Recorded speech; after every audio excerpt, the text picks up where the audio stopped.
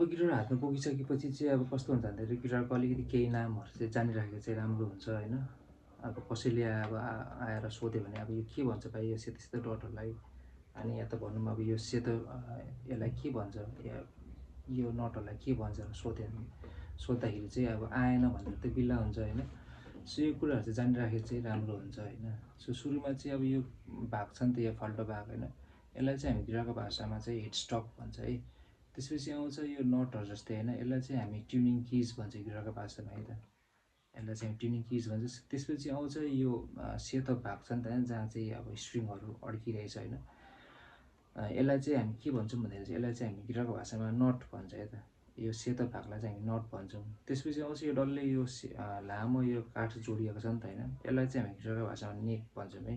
यो भनेको चाहिँ अब गिटारको घाँटी हो क्या अब होइन, यसलाई चाहिँ हामी नेक भन्छौँ। सो त्यसपछि आउँछ यो box box box box box box छ नि त, यहाँनिर हेर्नु है राम्रोसँगले बक्स बक्स छ नि त होइन। यसलाई चाहिँ हामी अब गिटारको भाषामा चाहिँ फ्रेट भन्छौँ या त फ्रेट बार या त फ्रेट बोर्ड या त फ्रेट मात्रै भन्दा पनि भयो होइन, जे भन्दा पनि भयो होइन। सो त्यसपछि आउँछ अब यो डटहरू होइन, यो डटहरू यसलाई चाहिँ के भन्छ भन्दाखेरि चाहिँ यसलाई चाहिँ हामी पोइन्ट मार्कर भन्छ है त। के अरे गिटारको भाषामा हामी यसलाई पोइन्ट मार्कर भन्छौँ। त्यसपछि आउँछ अब यो स्ट्रिङहरू है त होइन, यसलाई चाहिँ हामी स्ट्रिङ्स भन्छौँ, तार भन्छ कसैले नर्मली, अब गिटारको भाषामा खासमा चाहिँ स्ट्रिङ भन्छौँ है त। अनि त्यसपछि आउँछ अब यो दुलो छ होइन, यो दुलो यत्रो डल्लो छ नि त होइन, यसलाई चाहिँ के भन्छ भन्दाखेरि चाहिँ यसलाई चाहिँ हामी गिटारको भाषामा साउन्ड होल भन्छ है, यसलाई चाहिँ हामी साउन्ड होल भन्छ। त्यसपछि आउँछ अब यो के अरे डट डट छ नि त होइन, यो सेतो के कालो कालो कालो कालो पिन जस्तो छ नि त होइन, यसलाई चाहिँ हामी गिटारको भाषामा चाहिँ ब्रिज पिन भन्छ। अनि त्यसपछि आउँछ यो सेतो भाग होइन, अब यो सेतो भागलाई चाहिँ हामी के भन्छ भन्दाखेरि चाहिँ यसलाई चाहिँ हामी स्याडल भन्छ है, जहाँ चाहिँ स्ट्रिङहरू अड्केको छ नि त होइन, यो सेतो भागलाई चाहिँ हामी स्याडल भन्छ है। अनि त्यसपछि आउँछ यो सबै यो डल्लो भाग छ नि त होइन, एउटा काठ जस्तो जोडिएको छ होइन डल्लै, यसलाई चाहिँ हामी गिटारको भाषामा ब्रिज भन्छ क्या होइन, यसलाई चाहिँ हामी गिटारको भाषामा ब्रिज भन्छौँ। त्यसपछि आउँछ अब यो के अरे डल्लै यसलाई चाहिँ हामी गिटारको भाषामा बडी भन्छ है त। अनि अब यो सबै कम्बाइन गरेर पर्फेक्ट भइसकेपछि मात्रै एउटा डल्लो एउटा गिटार बन्छ होइन। सो यसलाई चाहिँ अब हामी थम भन्छौँ होइन। त्यसपछि नम्बर दिन्छ 1 2 3 4 होइन, थमले चाहिँ यहाँ सपोर्ट गर्ने, त्यसपछि औँलाहरू चाहिँ इन्डिभिजुअल्ली काउन्ट हुन्छ 1 2 3 4 1 2 3 4। यिनीहरूको काम पनि त्यस्तै हुन्छ, 1 2 3 4 1 2 3 4 नै काम हुन्छ। सो यति कुरा पनि याद राख्नु होला है त।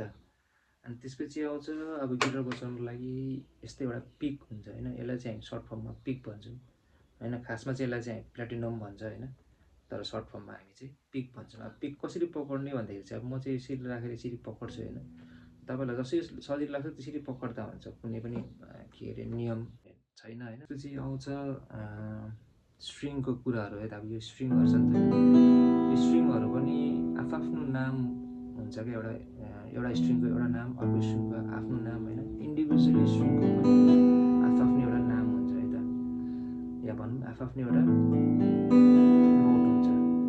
सो अनि अब गिटारमा के हुन्छ भन्दाखेरि चाहिँ हामी जहिले पनि तलबाट काउन्ट गर्छ 1 2 3 4 5 6 होइन, तलबाट चाहिँ हामी काउन्ट गर्दै आउँछ।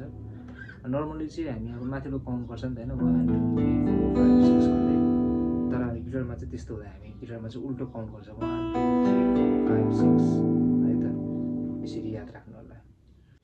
सो 1 2 3 4 5 6 है त। अब यिनीहरूको इन्डिभिजुअली नाम भनेको चाहिँ E B G D A E, फेरि भन्छ E B G D A E। र यसमा के हुन्छ भन्दाखेरि चाहिँ माथिको र तलको ई चाहिँ एउटै नोटमा हुन्छ। सो दुईवटा बजाउँदाखेरि एउटै नोट बज्छ, ई नै बज्छ, दुईवटाको चाहिँ एउटै साउन्ड या त एउटै नोट हुन्छ। यसको माथिको बेस साउन्ड भयो, तलको ट्रेबल साउन्ड भयो, तर कुन नोटमा बजिरहेछ, ई नोटमा बजिरहेछ है त। यो तिनवटा तारलाई चाहिँ होइन गिटारको भाषामा चाहिँ बेस साउन्ड भन्छ है त, तलको ट्रेबल साउन्ड, माथिको बेस साउन्ड है, त्यति याद राख्नु।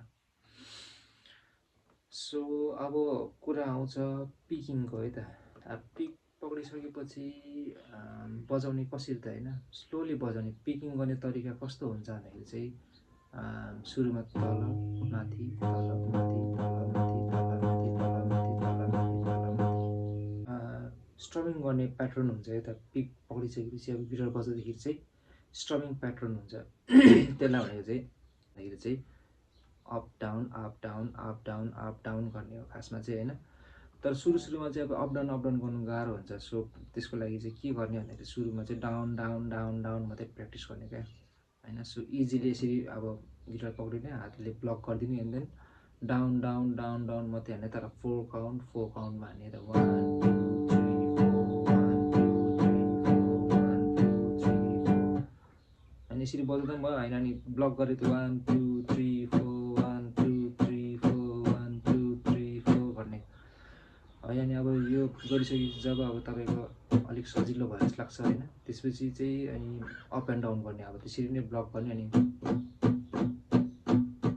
Up and down up down up down होइन, down up down up down up down up down up down down up down up down up down up down up है त, बुझ्नुभयो होला नि त होइन। अब चाहिँ के गर्ने भन्दाखेरि चाहिँ एउटा एक्सर्साइज गर्ने होइन, त्यो चाहिँ अब होमवर्क जस्तै हो होइन। तपाईँहरू एक्सर्साइज गर्नु होला। कसरी गर्ने भन्दाखेरि चाहिँ सिम्पल स्ट्रोक, अब तल स्ट्रोक गर्दा डाउन स्ट्रोक भन्छ होइन, माथि तान्दा अप स्ट्रोक भन्छ होइन। अनि हामीले अघि सिकिसक्यो फ्रेट गर्नु 1 2 3 4 होइन, औँला पनि गरिसक्यो 1 2 3 4 होइन। अब त्यही गर्ने, माथिको स्ट्रिङबाट सुरुमा थिच्दै 1 2 3 4 होइन, यसरी गर्ने। कसरी अब स्ट्रोक पनि कसरी गर्ने भन्दाखेरि सुरुमा चाहिँ तल माथि तल माथि है त, औँला पनि जस्तो सुके होस् केही पनि भएन होइन। तर बिस्तारै बिस्तारै बजाउनु चाहिँ बजाउनु 1 2 3 4 है त, 1 2 3 4 1 2 3 4 है, तल माथि है त, तल माथि तल माथि।